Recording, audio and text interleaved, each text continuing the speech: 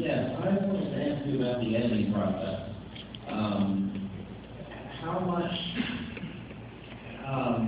emphasis your editor has on it? Also, what was it like working with your editor? Did you get along well? Was it an easy process? Did you understand each other well? Editing is probably one of the most important aspects of filmmaking. Somebody said that dailies are sentences in a book that hasn't been written yet. And editing is the process by which those sentences are put together. Films can be made or lost in the editing room. And it is very important that you have a good collaborator in your editor. When I was in psychoanalysis, I found that I thought that my analyst performed very much an analogous function to the editor. Basically, I'm shooting this scene, me talking, I've got focus, I've got long angles, I've got over the shoulders, I've got close-up with you, I've got wide angles, and I've got one evening to get this scene. And there's wires all over the place, and producers looking at their watches, and I got a million things on my mind. And I am just grabbing footage, whether I've made shot lists or not. I'm busy, busy, busy. Now I turn over this whole thing, even as the patient who's being analyzed turns over his free associations in his mind to his analyst. And like the analyst who sort of plays back at the end of the hour, he doesn't volunteer anything, but he says, today you seem to be talking about keeping the dots. And the editor's job is to take all that footage and select and then play it back to you.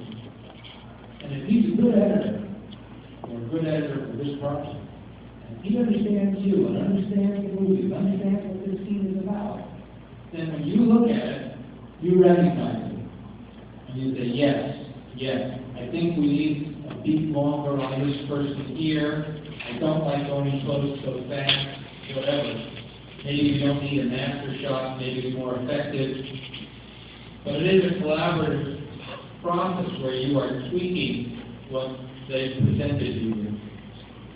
And you've selected the best takes. You've sat there with them and gone, oh yes, take 3 of Bill is better, and so forth. And it is a very long process. And when you think you've got it all done, you run the whole movie. And then you want to kill yourself.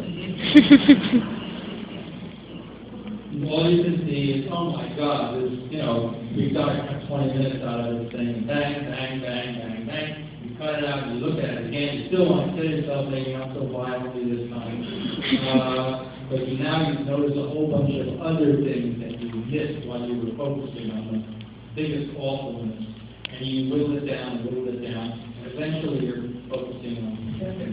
And of course, now that you're doing it digitally, when we were doing it for this movie, we had film lying all over the place with trims and trims, and it would take forever. Now you can start 20 different versions of something. You could, start with the last scene, put it first, put the first scene. You can fool around. It'll take the same length of time, but you'll do a lot more things in that same length in order to reach those. It's a lot of fun, by the way, in editing. It's just see the movie start to come together, and the juxtaposition of images is very, very exciting.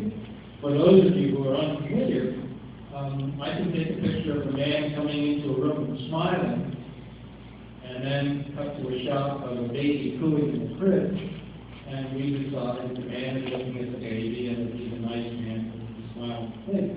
On the other hand, I could take a picture of the same shot of the same man smiling, and cut to, a wolf devouring the baby, and that smile becomes satanic, and that's a bad man. So there's a lot of things that happen on that. Listen, I think we're wrapping this part of it up. Actually, you may take one question. As you and I were talking earlier, if I remember, your brother works at the School of Arts, is that correct? He's at the North Carolina School of the Arts, which is editing. Can you talk a little bit about that and working with them on Undiscovered Country? We don't say. Oh. he's a very nice man, and he's a very good editor, and he's good because he'll argue with me. It was a lot of fun to make movies with him. He's got several of my films. He's very good because he will see things in the frame that I don't, and he'll catch little moments, little tiny things. One of the things interesting, when we were talking about directing Bill Shatner, I discovered that Bill Shatner got better the more he did it, because he would start to get bored. And when he got bored, he stopped acting and started sort of just speaking. And the camera can tell the difference. So, and I don't know if I said this story, but when he says to Con, "Here it comes," the first time we did it, he said, "Here it comes," like I said.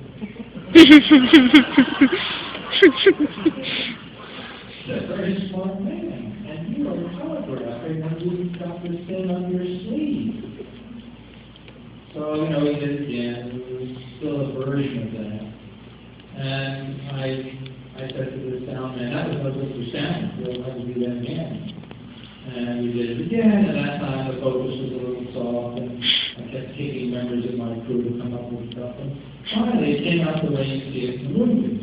And that's when I realized how to work with him, was to just, do it. Fortunately, he was never in a two-shot with an actor who was best on the first take. Think about it. Anyway, I just threw that out. I was sweet. Well, sir, last thing you guys don't mind, just pull out 2 tickets and